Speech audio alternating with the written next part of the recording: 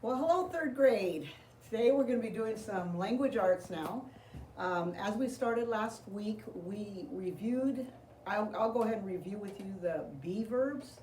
So just so you have a reminder of what we talked about last week, your be verbs are am, is, are, was, and were.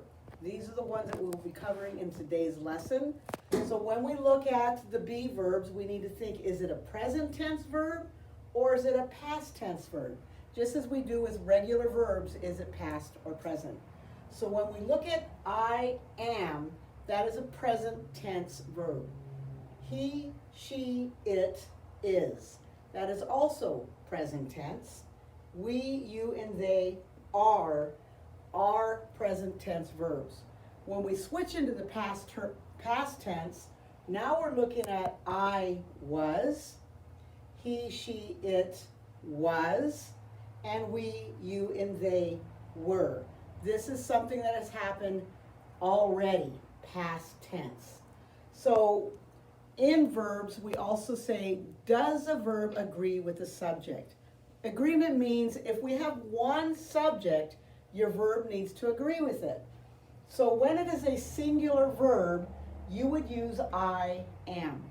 When you use a singular he, she, or it, those are one he, one she, one it, you use the verb is.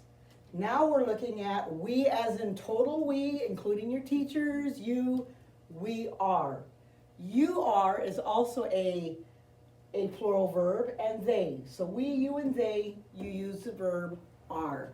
Okay, we talked about this last week, so you're going to be doing a little bit of that.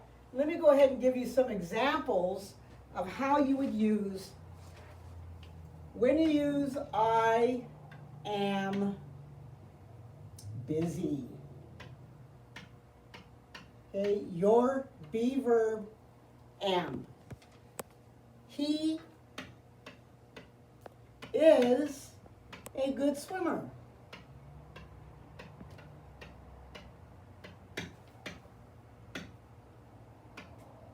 Your be verb is. She is a teacher.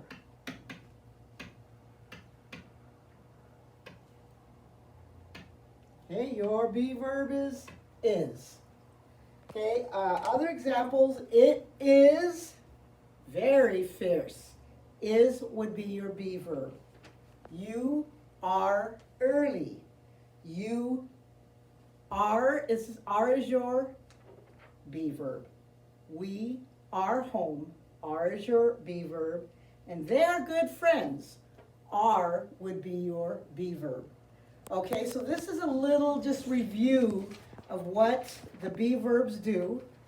Today we're going to be looking at the question, who or what or where. Sometimes when you're looking at be verbs, they refer to a who or what or a where. When I say, that is Mr. Green.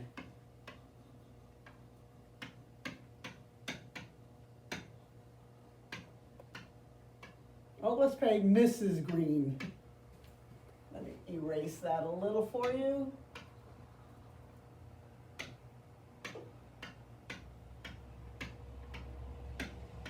Okay, that what? That is who. So that would answer the question, who is, would be Mrs. Green. When we look at the word, he was out of town. He was out of town. All right. When we look at that, he what? He was out of town. So that answers the question, what? He what? He was out of town. This one answers who? Then we have one more, and that is were. Cynthia and Jane were, I'm going to put Cynthia and Jane were at the gym.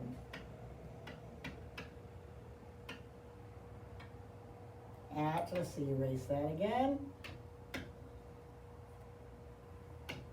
At,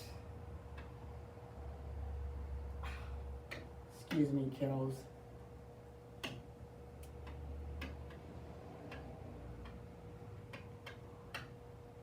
Okay? Okay, when we have Cynthia and Jane were at the gym. Cynthia and Jane, what? They were at the gym. So that would answer the question, where? They were, okay, they were what? They were at the gym. That is all we're going to be covering in the be verbs today. You will be doing page 184. So let's go to page 184 in your practice books, kids. Can you get 184 up for me, please?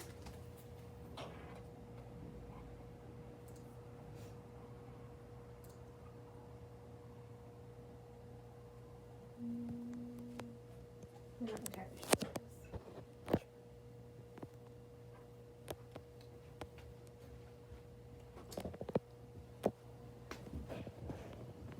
We'll get that up really quick for you.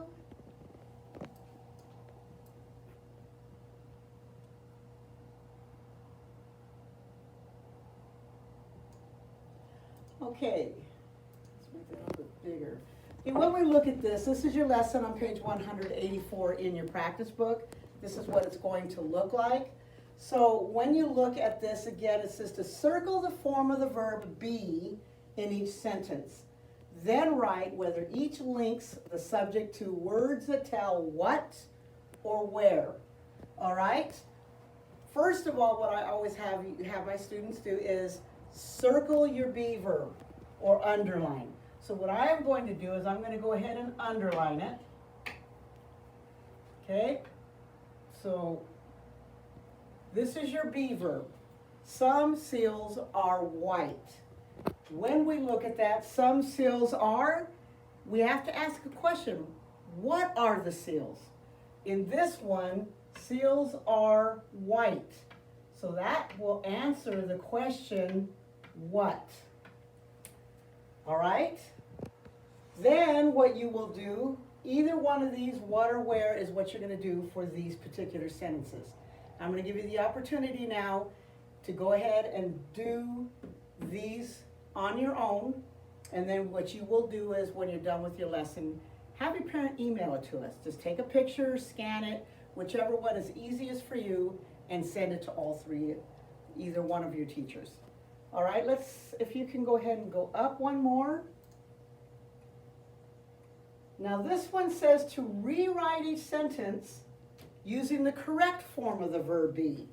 Then you're going to write S above each singular subject and P above the plural subject, just as I discussed with you about verb agreement. Those fish we are going to use,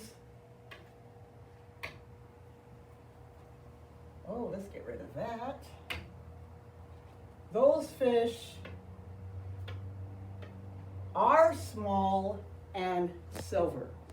Okay, are we talking about one fish or are we talking about more than one? In this case, when it says those fish, we are looking at a plural verb be. So you're going to decide on each one of your sentences in 7 through 10, fill in the correct be verb, and then tell me, is it singular or is it plural? Okay, write each singular above it. But then, kids, as I always say, directions say rewrite each sentence. So now I'm going to take what I have written here and I'm going to write those fish are small and silver.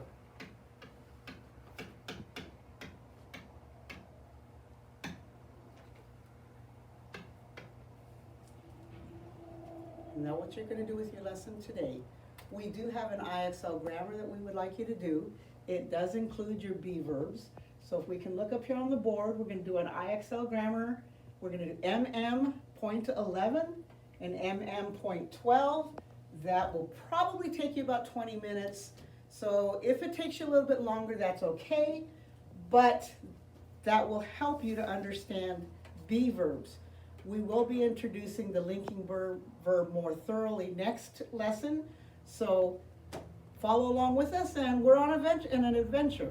I'll see you tomorrow in your lessons for language arts tomorrow. Thank you.